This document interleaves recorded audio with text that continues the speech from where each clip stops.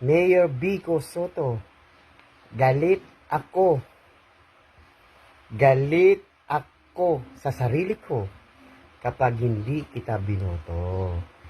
Dahil ikaw ay isang mabuting mayor, mapagmahal na mayor sa buong Pasig.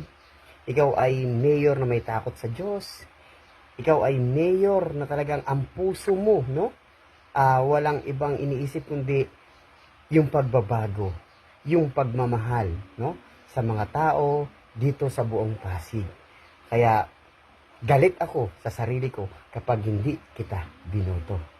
Kaya Mayor, maraming salamat sa pagiging mabuting mayor mo.